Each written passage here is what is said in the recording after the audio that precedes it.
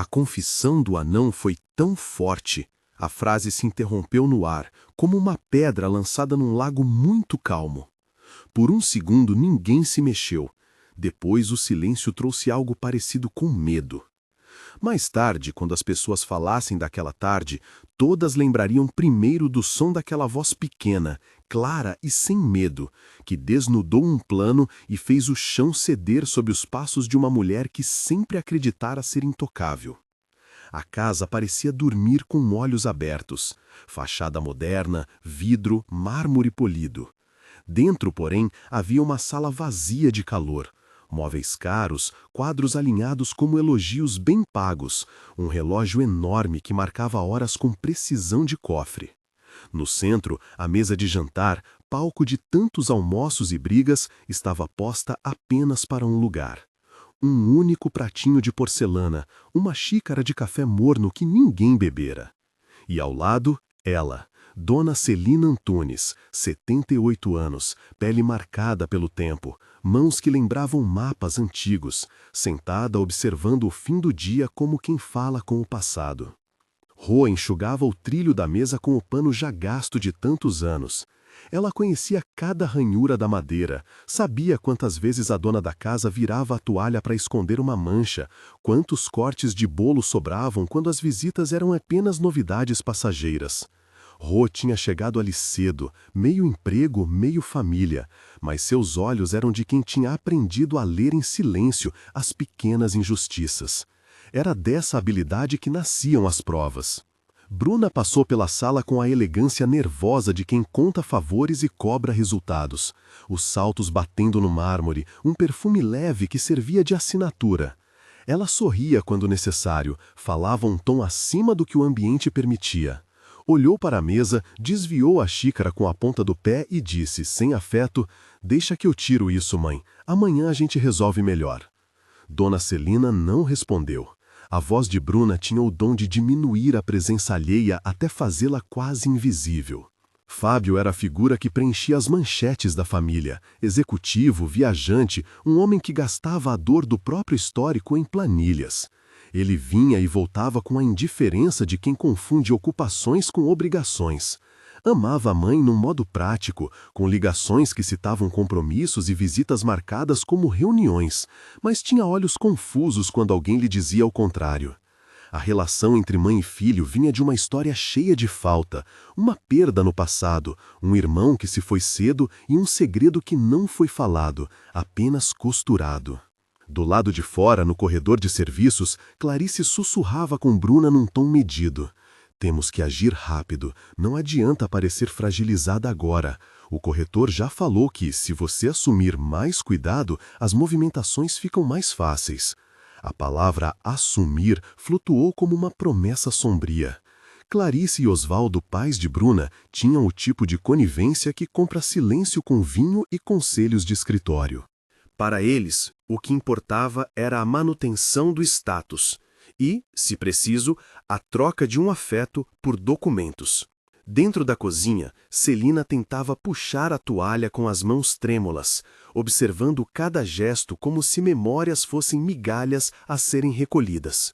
"Você quer café, filha?" perguntou, numa voz que ainda guardava educação e o costume de oferecer sempre algo quente a quem chegasse. Ró, que já trazia a chaleira, acompanhou o movimento com olhos que não mostravam surpresa, apenas uma prontidão cansada. Ela sabia que as ofertas de Bruna escondiam intenções. Não era só controle de rotina, era deslocamento de afetos e possivelmente de patrimônio. E isso, para Ró, tinha cheiro de injustiça que não podia ser ignorado. Os dias tinham se tornado uma sequência de micro-humilhações.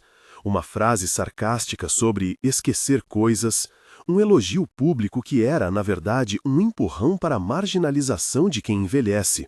Bruna apresentava sorrisos como se fossem ordens de serviço.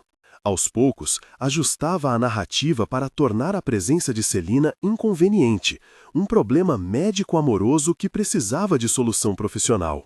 Ela mencionava opções de clínica com a naturalidade de quem fala de decoração.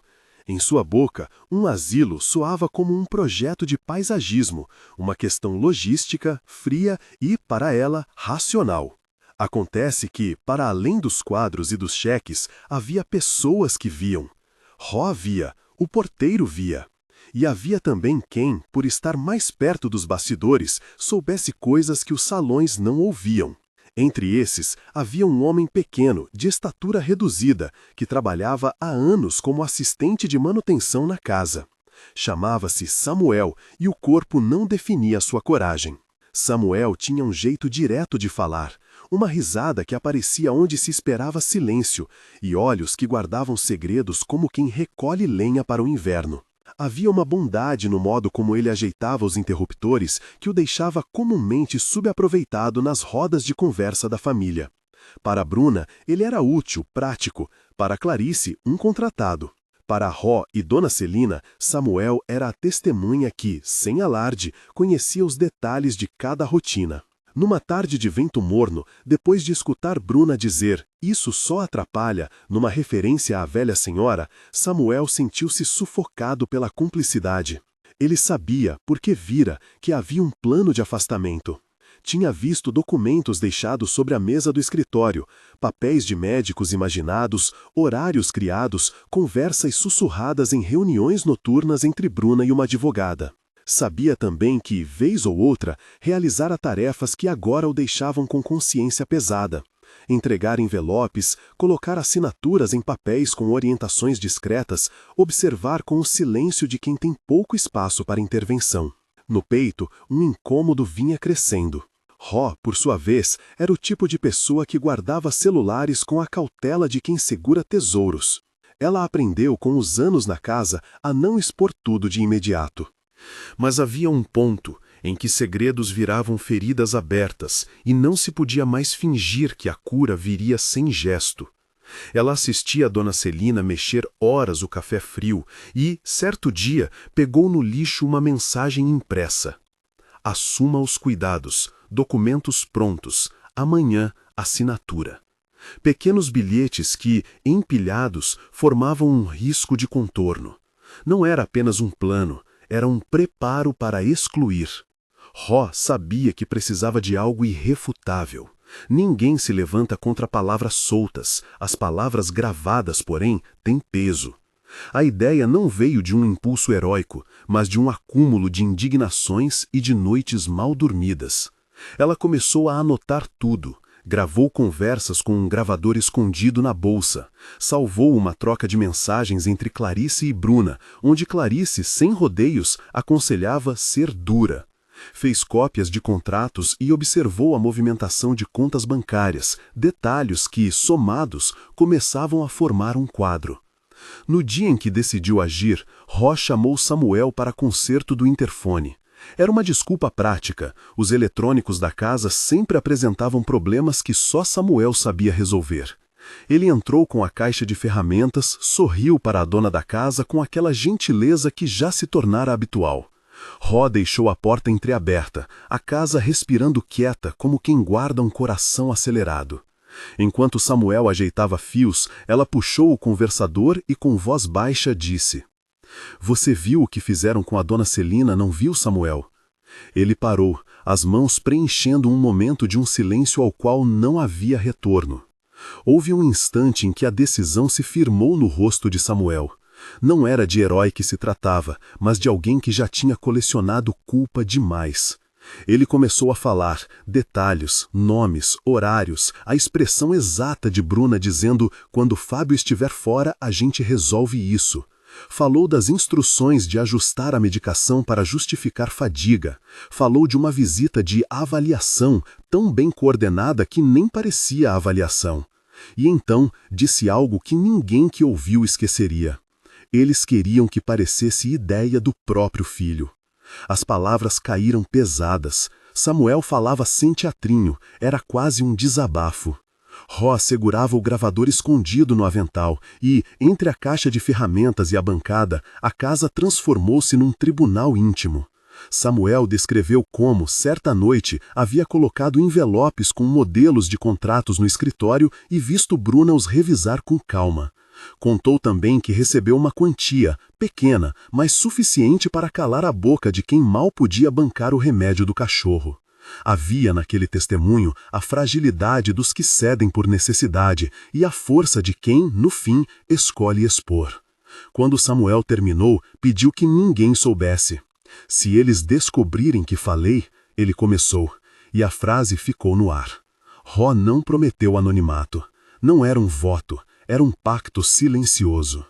Ela sabia que precisava de mais, uma confissão direta, em que o confessante não apenas descrevesse o plano, mas aceitasse a responsabilidade por pequenas ações e apontasse, sem margem para dúvida, a intenção por trás delas. Samuel, com a voz baixa, falou então de um encontro num restaurante pequeno, onde ouviu, entre um cálice e outro, Bruna dizer que era preciso ter a mãe fora para avançar na administração dos bens. A palavra fora colou no ar como uma ameaça. Os dias que se seguiram foram de cuidadosa preparação. Rô convenceu Samuel a repetir a versão diante do microfone numa gravação formal, com a promessa de que procurariam ajuda legal assim que tivessem material suficiente. Samuel hesitou, medo de retaliação social, vergonha por ter cedido aos pequenos favores, mas a vontade de reparar pesava mais. Na cozinha, entre a chaleira e a luz amarelada, ele contou de novo, mais lento, apontando com o dedo para mimimos que antes pareciam apenas ordens de serviço. Rô gravou tudo. A voz dele, pequena no volume, tinha um timbre que parecia calar a sala inteira. Em alguns momentos, a emoção embargava sua fala. Ele limpava o rosto com o dorso da mão e dizia que não queria que Dona Celina perdesse a dignidade. Aquilo foi, depois, a peça central. Enquanto isso, Bruna fazia o que fazia melhor, reescrever a realidade. Em público, fazia questão de abraçar a mãe, mostrar afeto em frente a amigos. Em privado, manipulava documentos e diálogo com advogadas. Havia uma técnica nessa manipulação: apresentar ações com aparência de cuidado e, ao mesmo tempo, reduzir a capacidade de decisão de Celina, lembrando constantemente que ela já não entende as coisas como antes. Era gaslighting refinado, revestido de lábios pintados e justificativas médicas. Numa dessas noites, enquanto a família comemorava um contrato fechado de uma das empresas de Fábio, Rô sentiu que a corda se esticava demais. Havia algo de moralmente sufocante naquela aparente normalidade, voltou para o quarto de serviço e deitou por poucos minutos, pensando nas rugas de Dona Celina, nas cartas de um marido que já não voltava e nas fotos amareladas que ela guardava no armário. Decidiu que não esperaria mais. Havia, ao alcance das mãos, uma gravação que poderia, se tocada na hora certa, desfazer uma narrativa inteira. No dia em que escolheu expor, Rô organizou tudo com a precisão de quem monta um quebra-cabeça. Salvou os arquivos em um pendrive, fez cópias, imprimiu as mensagens trocadas nas quais Clarice aconselhava a Bruna. Não hesite. Uma vez que escolher, ela aceita. É melhor para os negócios. Guardou também fotos de envelopes que, dias antes, tinham sido deixados sobre a mesa do escritório. Imagens que mostravam carimbos, rascunhos e a assinatura de quem deveria agir. Havia um texto encaminhado ao celular de Fábio, enviado por Bruna, com o título Conversa sobre Maternal Care. Um eufemismo que, quando lido em voz alta, poderia ganhar a tonalidade que tinha nas entrelinhas. Ró sabia que precisava de um momento. A escolha foi o aniversário de Dona Celina, data que, por ironia, se tornara um simples calendário de lembranças. Bruna insistiu numa festa discreta. Fábio anunciara a presença durante o jantar. A mesa seria posta para muitos, e o som da família reunida seria como um catalisador perfeito para dissolver a máscara. Era o momento onde imagens públicas se contrapõem às confidências sussurradas no corredor. Antes do jantar, Ró foi até o quarto de Dona Celina. Encontrou-a sentada na cama, olhando para uma foto do filho pequeno. A voz da senhora tremia ao dizer: "Ele sempre foi um bom menino, sabe? Só que a vida fez dele um rio que corre longe." Ró segurou a mão enrugada. "Ele ainda te ama, Dona Celina. Às vezes a gente erra o jeito de cuidar." Falou com a ternura que só quem luta no dia a dia pode ter.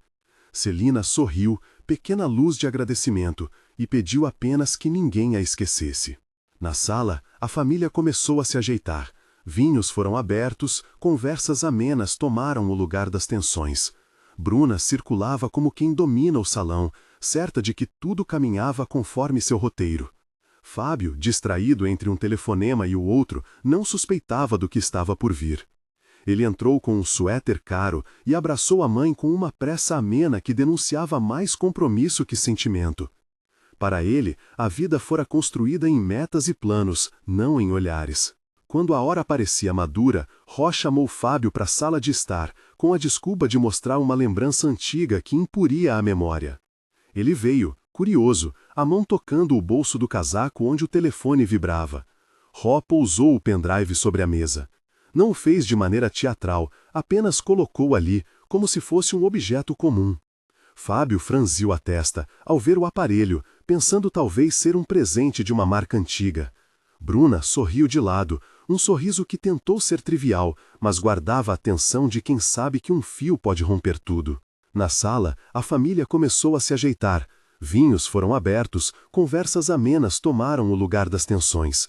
Fábio, distraído entre um telefonema e o outro, não suspeitava do que estava por vir. Ele entrou com um suéter caro e abraçou a mãe com uma pressa amena que denunciava mais compromisso que sentimento. Para ele, a vida fora construída em metas e planos, não em olhares. Quando a hora parecia madura, Ró chamou Fábio para a sala de estar, com a desculpa de mostrar uma lembrança antiga que impuria a memória. Ele veio, curioso, a mão tocando o bolso do casaco onde o telefone vibrava. Ró pousou o pendrive sobre a mesa. Não fez de maneira teatral, apenas colocou ali, como se fosse um objeto comum. Fábio franziu a testa, ao ver o aparelho, pensando talvez ser um presente de uma marca antiga. Bruna sorriu de lado, um sorriso que tentou ser trivial, mas guardava a atenção de quem sabe que um fio pode romper tudo. Nesse exato instante, a casa respirou como quem prepara para o segundo antes da queda. Ró apertou o gravador no bolso, sentiu as palmas suarem. Samuel estava na cozinha, observando com olhos que não mentiam. Ele havia dado aquele testemunho porque fez o que julgou certo, apesar do medo. Do outro lado da sala, Clarice conversava com um convidado, como se aquela noite fosse apenas mais uma daquelas vitrines familiares. Osvaldo fumava na varanda, iludido pela fumaça que acreditava esconder qualquer acréscimo. Tem uma gravação aqui, disse Ró de modo simples. É a voz de quem viu e sabe. Acho que o senhor tem o direito de ouvir. Ela não pediu permissão, ofereceu. Fábio, surpreso, confuso, olhou para a mãe, procurou alguma expressão que o guiasse. Dona Celina parecia mais atenta do que antes. Havia nela a sensação de que, talvez, alguém estivesse finalmente dando atenção às coisas que pesavam. Antes que Ró pudesse inserir o pendrive no aparelho, o celular de Fábia tocou. Era uma ligação de trabalho que poderia esperar, mas evitou o contato com a realidade que se propunha a encarar. Ele hesitou. O tempo alongou-se como um elástico. O telefone vibrava e, naquele zumbido insistente, havia a possibilidade de adiamento. O costume sempre oferece uma rota de fuga. Rô olhou para Samuel, que deu um passo à frente, como se quisesse falar. Eu falei o que sei, murmurou ele, a voz vacilante. Não foi fácil. Havia nas palavras a coragem que, para a maioria, se traduz em desvelo tardio. Bruna, percebendo a tensão, ergueu o olhar. Por um instante, sua máscara vacilou. Nada mais que isso, um microespaço onde a certeza se mostra como possibilidade. Nesse momento exato, a porta da sala rangiu. Alguém chegava da rua, uma figura que não estava nos planos de Bruna ou de Rô. Era um mensageiro com um envelope que, por suas dobras, tinha a pretensão de urgência. Clarice, sem perder um passo, foi atendê-lo. Osvaldo, curioso, também se levantou. A atenção dispersou-se por um segundo que acabou sendo suficiente para alterar o curso dos acontecimentos. Rô segurou o pendrive como se fosse uma pequena peça de resistência.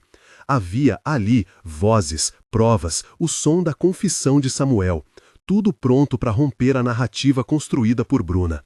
Mas ela também sabia dos riscos. A exposição poderia desatar consequências imprevisíveis. Podia ser o princípio de reparação ou o início de retaliação. O ar pesava. Se essa história está falando com você, fica comigo até o final. Curta e se inscreva para que mais vozes sejam ouvidas, disse Ro em murmúrio que só a câmera da noite poderia ouvir. Um gesto que parecia mais uma oração prática que um pedido por audiência. Não era exibição, era convocação. Porque havia, naquela casa, algo que transcendia o drama particular. Era sobre o valor das testemunhas, o poder das palavras gravadas e o direito de quem envelhece a não ser descartado. A mesa foi servida. Os sorrisos retomaram, mas havia um tremor subjacente, uma expectativa como se uma vela tivesse sido acesa num corredor escuro. Samuel voltou a olhar para a porta e Ro para Samuel. No bolso de Samuel, uma outra coisa pulsava, o celular que ele usava para fotos e mensagens. Havia ali também provas que Ro ainda não havia visto. Imagens que ele fizera sem querer, detalhes que mostravam quem entra nos quartos à noite com pastas embaixo do braço. Quem realmente toma notas nos papéis da casa. Era material que poderia ampliar a confissão. Bruna fazia graça de lugar comum, contando uma história leve, mas as risadas tinham um tom de papel. Fábio ria mecanicamente, vestido de quem não quer ficar mal diante da plateia. E ali, em meio a tudo, a falha começou a surgir. Quando se falou do passado, de um evento que todos preferiam esquecer, Ro percebeu que o fio da narrativa de Bruna começava a se soltar. Uma palavra mal colocada, uma hesitação. Aquelas brechas eram oportunidades. Ro então fez o que vinha planejando há semanas. Levantou-se com uma calma que buscava naturalidade. A casa quietou como quem ouve o prenúncio de uma tempestade. Ela colocou o dispositivo na sala de som e, com as mãos que tremiam levemente, pediu atenção.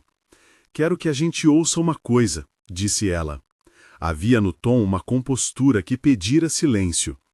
Quando os primeiros segundos do áudio tocaram, a sala encolheu. Era a voz de Samuel, baixa e direta. Ele descrevia um encontro, uma frase ao pé do ouvido, e quando disse «eles queriam que parecesse ideia do próprio filho», as palavras cortaram como navalha. Bruna, por um reflexo, tentou sorrir. Nada que sorrir resolvesse. Fábio congelou. A expressão do filho mudou de confusão para algo que parecia punção emocional. Mas foi somente até aí que se chegou nesta parte da história. A gravação tocou, as reações começaram e o ar se rompeu em 1000 fragmentos de verdade. As portas internas da casa passaram a ter janelas de possível reconstrução ou de ruína. E naquele instante, quando a primeira fileira de certezas se partiu, ninguém mais poderia fingir que as coisas continuariam iguais. A tensão ficou no ar, os convidados imóveis como se esperassem a próxima nota de uma sinfonia difícil. Ro segurava o resto do pendrive na mão, o corpo tenso, pronta para avançar, caso aquilo fosse apenas o começo. Samuel encostou na parede, as mãos trêmulas. Dona Celina, por sua vez, recostou a mão na cadeira, respirando como quem percebeu que a história que a rodeava poderia, enfim, ser contada de outro jeito. E foi exatamente quando a porta de serviço se abriu com um clique distinto que a atmosfera mudou de novo. Passos rápidos no corredor, vozes abafadas que vinham do lado de fora da cozinha e o barulho de malas sendo arrastadas, sons que não combinavam com a calma planejada. Alguém prendeu a respiração. Bruna, agora, tinha consciência do perigo. A imagem pública, a reputação, os contratos que se apoiavam em sua palavra, tudo podia ruir. Clarice, ao perceber, sacou o telefone como quem segura uma âncora. Ro ainda não tinha tocado o restante da gravação. Sabia que o que vinha a seguir poderia decidir se aquela noite seria só um começo ou um ponto de não retorno. Olhou para Fábio, que tinha o rosto pálido como papel. E naquele congelamento, as opções se multiplicaram. Confrontar na hora, chamar a polícia, mostrar apenas um trecho, esperar uma autoridade, convencer o filho a ouvir tudo antes de reagir. Havia urgências morais e estratégicas, e cada escolha trazia riscos. A cena permaneceu suspensa. A tala de luz da sala dividida entre a vontade de mostrar a verdade inteira e a cautela de quem sabe que, às vezes, revelar demais pode fazer o culpado simplesmente sumir. O pendrive descansava sobre a mesa como uma pequena caixa de Pandora. Samuel grudado na parede, Clarice e Osvaldo trocando olhares, Dona Celina perguntando com a voz fraca se tudo ficaria bem. Bruna, do outro lado, respirava fundo, as unhas apertando o guardanapo. E foi nesse ponto de tensão que a história fez uma pausa, não por recuo, mas por escolha. O que viria a seguir dependia de uma decisão que não podia ser apressada. Algumas pessoas saíram para a varanda, outras deram alguns passos para trás. Ninguém ainda sabia que a confissão que havia começado a tocar mudaria o curso daquele lar para sempre. Havia apenas o som da areia que cai em sulcos invisíveis, marcando o tempo até o momento de escolher.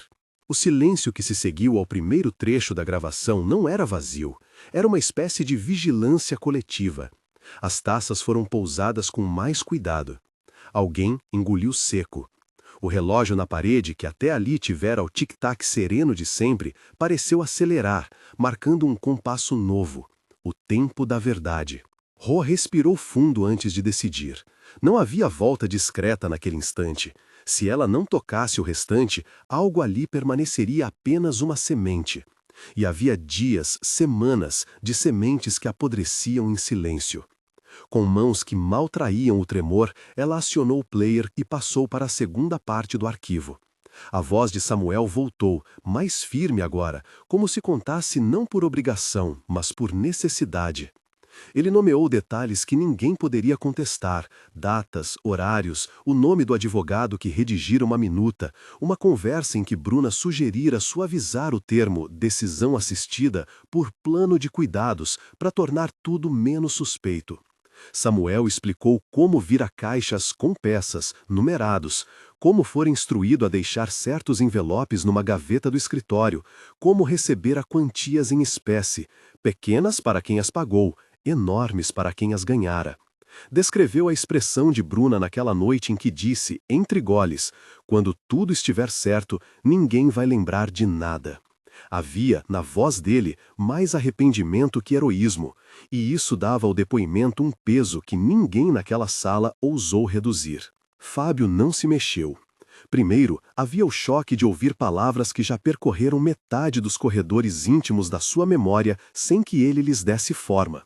Depois, o choque mais agudo, entender que parte da sua história familiar fora costurada por conversas privadas que o transformavam, aos olhos de quem a executara, em peça de um tabuleiro.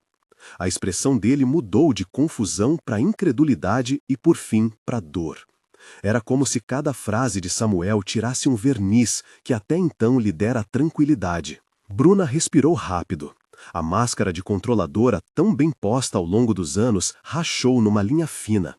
Isso é calúnia, disse ela, num timbre que tentou soar firme, mas cuja base cedeu quando as frases seguintes não a ampararam. A defensiva veio rápida, acusações de invenção, questionamentos ao caráter de Samuel. Ele está enganado, não foi assim, eu só sugeri organização, nada mais. Ela sorriu forçadamente, procurando o rosto de Fábio como se dele viesse a redenção. Mas não havia apenas a gravação. Ro colocou em cima da mesa as mensagens impressas, as fotos que Samuel dissera ter feito sem querer, os registros de pequenas transferências que, somadas, desenhavam um padrão. Clarice tentou intervir, dizendo que aquilo tudo era mal entendido e que uma família era sempre, justamente, capaz de interpretar melhor do que estranhos. Osvaldo fechou a cara, mas era um gesto para a plateia. A preocupação real já se vermelhava nos olhos dele. A reputação, quando posta em risco, queima rápido, e a família de Bruna sabia o quanto suas vidas dependiam de uma aparência intacta. Fábio, disse Dona Celina, com a voz fina como um fio de cabelo, você precisa escutar tudo, por favor. Houve um cheiro de café no ar, e a xícara que antes fora empurrada voltou a estar ali, como se alguém a tivesse recolocado com um novo propósito. Fábio recuou um passo, olhou para a mãe e, pela primeira vez naquela noite, permitiu que a realidade dela penetrasse sem filtros. Ele desligou o celular, como se deliberasse abandonar por algumas horas o mundo de compromissos que costumava preenchê-lo. Sentou-se. A reprodução continuou. Samuel, agora sem pausas, contou que ouvira Bruna planejar a ideia de levar a decisão para o médico e preparar laudos com perguntas orientadas de modo que tudo parecesse clínica e técnico, e não escolha consciente. Contou também de conversas em que Clarice sugerira que, com a mãe fora, administrariam empresas de Fábio com mais profissionalismo. O rastro estava ali, palavras em áudio, mensagens em papel, transferências. A casa então abriu uma ferida que era, ao mesmo tempo, íntima e pública. Fábio levantou-se sem dizer nada. Caminhou até Bruna como quem busca um espelho para entender se aquilo que via ali era mesmo a pessoa que amara. Tocou o rosto dela, e o gesto, que deveria ser de ternura, soou para os demais como tropeço. Bruna, por que você faria isso? A pergunta era quase infantil na sua simplicidade, mas trouxe à tona a velha ferida não cicatrizada, a perda que quebrara os alicerces da família no passado e deixaram um vazio que, para alguns, parecia terreno fértil para usos menos nobres. Bruna teve um curto momento de silêncio. As palavras que saíram a seguir foram uma mistura de justificativa e desespero. Eu pensei, achei que seria melhor. Você já não via o quanto ela se perdia. Era melhor para todo mundo. Eu fiz para proteger nossos interesses. A última palavra, interesses, caiu como um golpe. Para Fábio, aquilo soou como traição. Para Clarice e Osvaldo, era a confirmação de uma estratégia bem-sucedida.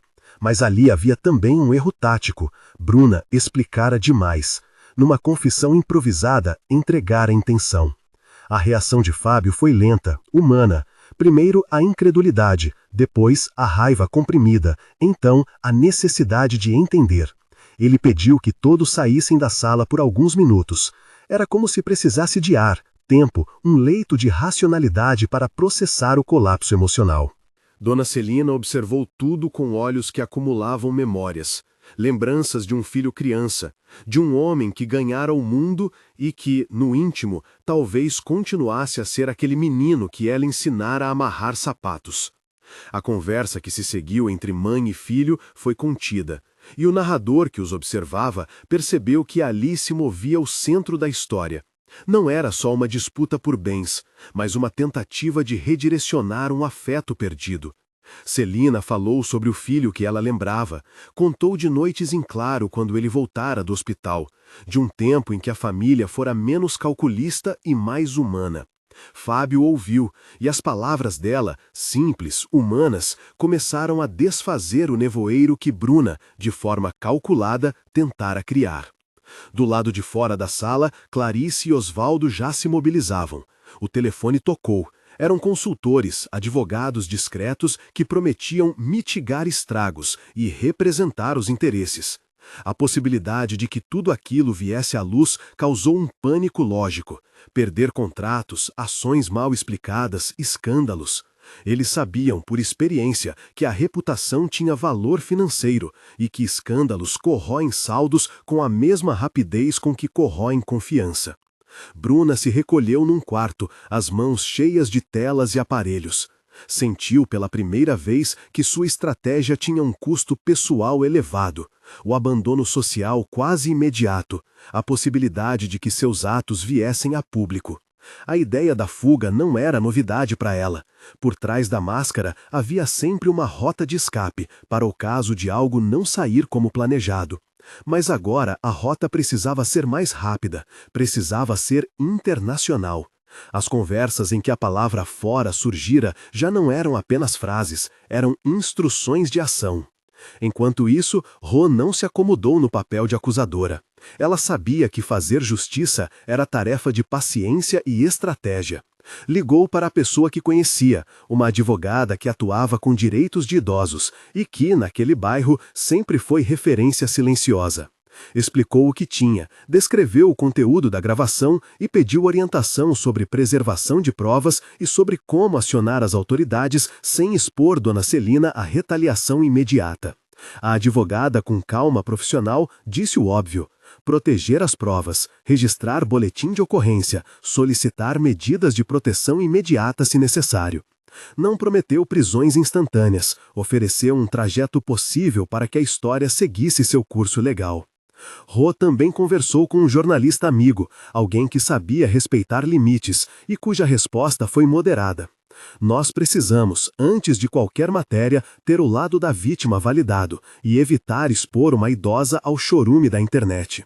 A ideia era expor o caso sim, mas de modo responsável, sustentado em provas e com a proteção necessária a quem sofrera. A decisão foi adiada. Primeiro, escutar as autoridades e garantir que Dona Celina estivesse segura. Fábio, após horas de silêncio e diálogos contidos, tomou uma decisão que mudou o tom da noite. Pediu que Bruna conversasse com eles todos, ali, à mesa. Não foi um pedido teatral, foi um apelo de quem queria entender a extensão da traição. Bruna entrou, as mãos ainda trêmulas. Havia nas roupas dela o cheiro de um colapso iminente. Clarice e Osvaldo permaneceram de fora.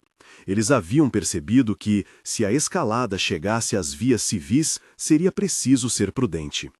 Quando Fábio confrontou Bruna, pedindo nomes, perguntando se havia documentos, se contara a outras pessoas, se arquitetara tudo, ela, num misto de culpa e cálculo, confessou algumas coisas e negou outras. O problema tático dela foi ter sido gravada. No áudio, as frases dela que buscavam suavizar liam-se agora como orientações claras. O que Bruna chamara de gesto pelo bem, para os demais era manipulação para afastar uma mulher idosa que representava um obstáculo. Na sala, um convidado, que até então era apenas um amigo da família, sussurrou que ouviu falar de movimentos financeiros estranhos nas empresas nos últimos meses. A palavra investigação rondou o ambiente como um possível destino. Fábio, que sempre delegava questões do tipo a terceiros, percebeu que, se quisesse de fato proteger sua mãe, teria que se envolver pessoalmente. Era como se sua vida se dividisse em antes e depois daquilo, e a ação escolhida nesse depois definiria não só processos, mas afetos. Bruna entendeu então que o risco não era apenas moral, era reputacional e econômico. Se a notícia chegasse aos sócios, se investidores começassem a perguntar, se a imprensa notasse a desarmonia, contratos poderiam ser revisados. Além disso, havia a possibilidade concreta de investigação por supostos atos que, mesmo não sendo criminais em si, deixavam rastros e geravam inquéritos civis e administrativos. Clarice, com a frieza de quem viveu no mundo de aparências, verificou que a alternativa mais rápida seria sair antes que a tempestade viesse. Sair do país, disse ela em voz baixa, seria um modo de preservar o que resta. A primeira mala foi feita por mãos trêmulas naquela madrugada. Não havia drama cinematográfico, havia cálculo frio. Bruna selecionou documentos importantes, passaporte, cartões adicionais, alguns pertences de valor emocional que pudessem aplacar remorso eventualmente sentido. Clarice e Osvaldo ajudaram com discrição, usando conexões para organizar um voo no primeiro horário disponível. Eles optaram por um destino que não fosse facilmente rastreável pelo público local, uma cidade do exterior onde pudessem se reconstituir com uma nova rotina. Não havia discussão ampla, era um movimento de emergência familiar. Fábio, ao descobrir a mala, teve uma explosão contida. "Você não pode sair assim." A frase foi tanto um comando quanto uma tentativa de controlar algo que ele não dominava. Bruna, com olhos molhados, murmurou que estava cansada, que havia feito o que acreditava ser melhor. A contradição foi brutal. Havia, nas ações dela, uma mistura de proteção e ganância, de medo e cálculo. Quando os primeiros telefonemas começaram a tocar, advogados oferecendo estratégias, consultores propondo notícias controladas, um motorista pronto para levar Bruna ao aeroporto, a sensação coletiva foi de que a saída era inexorável. A família, que antes se movia em torno de sorrisos perfeitamente alinhados, agora se fragmentava em escolhas: enfrentar, expor, perdoar, proteger. Fábio, no entanto, tinha uma decisão pessoal: ouvir verdade e depois decidir os limites. Pediu com voz seca que a polícia fosse chamada para registrar os fatos. Ró fez a ligação. Não por vingança, mas por proteção. Se Bruna saísse do país, haveria um rastro legal e, talvez, medidas para que uma eventual justiça pudesse correr, ainda que lentamente. A chegada dos oficiais foi discreta. 2 agentes, anotações em mãos, uma formalidade que, no entanto, dava status de seriedade ao que até então fora conversado entre paredes. Fizeram perguntas, recolheram o pendrive, lacraram o material como prova material e instruíram sobre os passos seguintes. Não houve prisões naquela noite. Não era o desejo imediato das autoridades agir sem antes haver um quadro mais consolidado. Ainda assim, a presença deles era sinal de que o caso deixara de ser apenas um drama doméstico e ganhara contornos institucionais. Ao longo de horas que pareceram dias, Bruna viu-se a porta se estreitar. Clarice, que sempre tivera o dom de transformar problemas em estratégias, sugeriu que partir seria o mais sensato.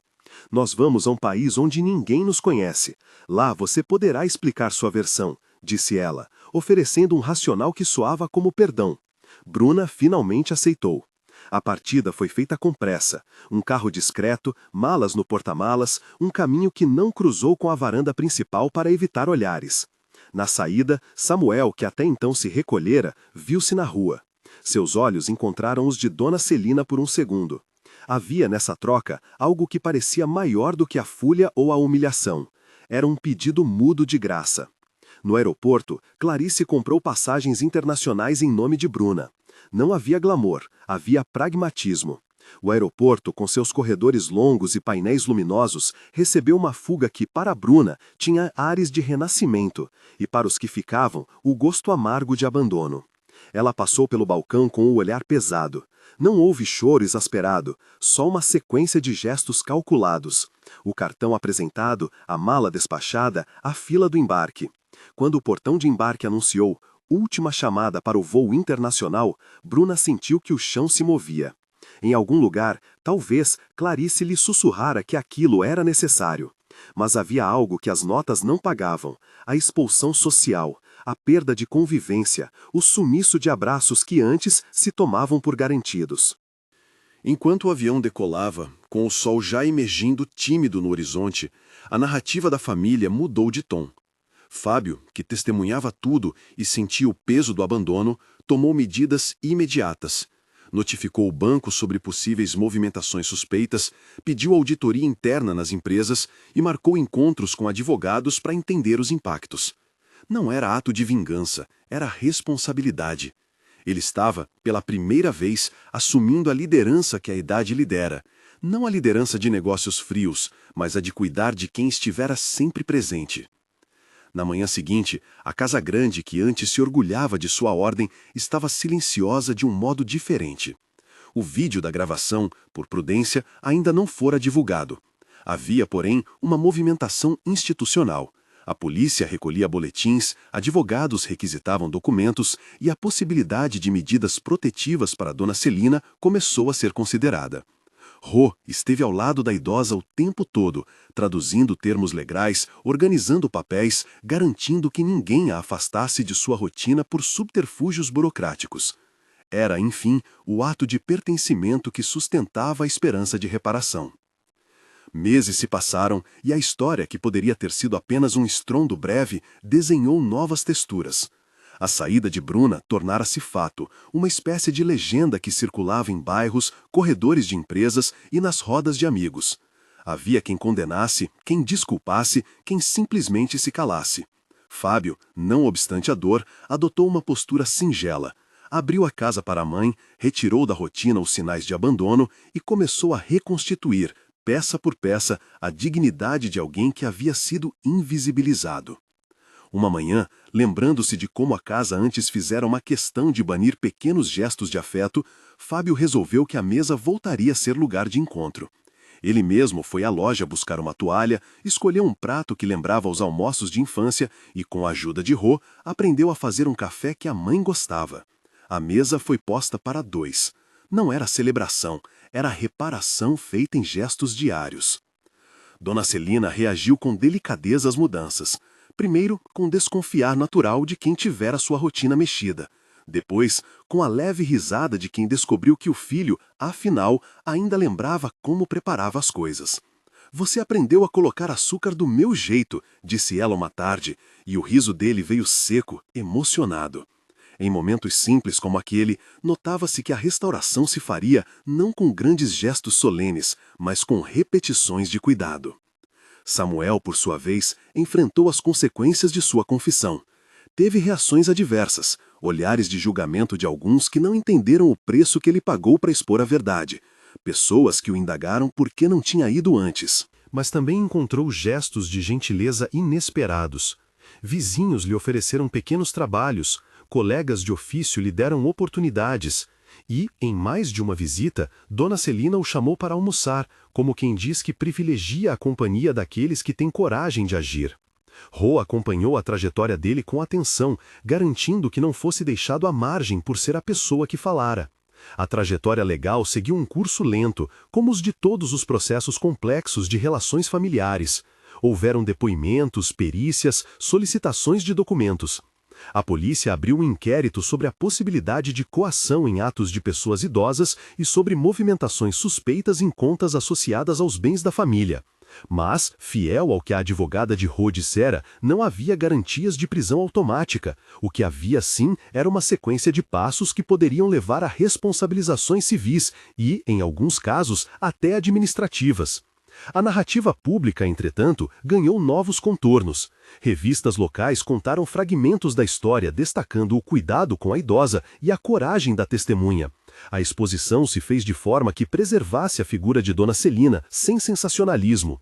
Com o tempo, o rosto de Bruna, já distante nas fotos de viagem, tornara-se quase uma nota de rodapé nas conversas da casa.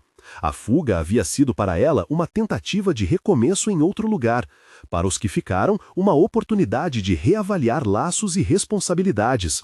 Alguns vizinhos, que antes aplaudiam a eficiência dela, passaram a criticar o cálculo que a movia. Outros guardaram silêncio. O que se consolidou, no entanto, foi uma lição mais profunda. Estruturas que se apoiam apenas em aparência ruem quando a verdade tem voz. Houve também consequências sociais. Clarice e Osvaldo viram parte de seu círculo se afastarem. A conivência custa caro em reputação. Algumas pessoas que antes se aproximavam para negócios passaram a ser cautelosas. Para eles, a fuga foi uma perda que não se tratava apenas de distância física, era o fim de uma narrativa confortável que, de repente, se mostrara frágil.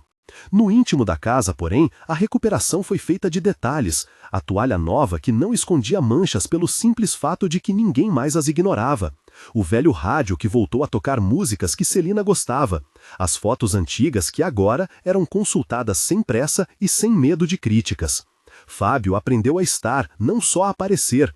Ele mudou ligações fáceis por presenças reais, marcou consultas médicas com a mãe por iniciativa própria, aprendeu a sentar-se à mesa e a ouvir histórias que sua mãe carregava, relatos sobre irmãos, sobre o marido que morrera cedo, sobre um tempo em que a vida era presença constante, não um contrato.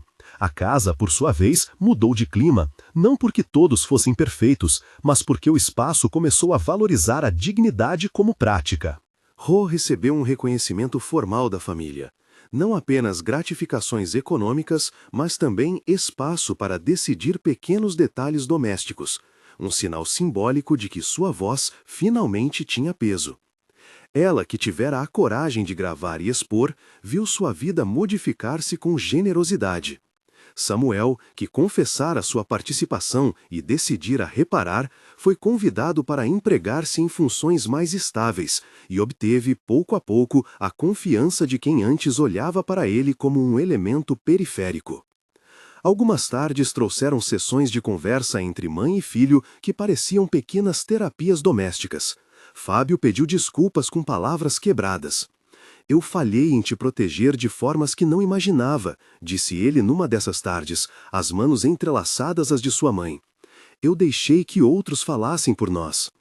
Ela, à sua maneira calma, respondeu que compreendia as limitações humanas, mas pediu firmeza para que o capítulo que se fechava não significasse silêncio. Esteja aqui comigo, não precisa ser perfeito, só presente, solicitou ela. E foi esse pedido aparentemente tão simples que conduziu à maior parte da reparação.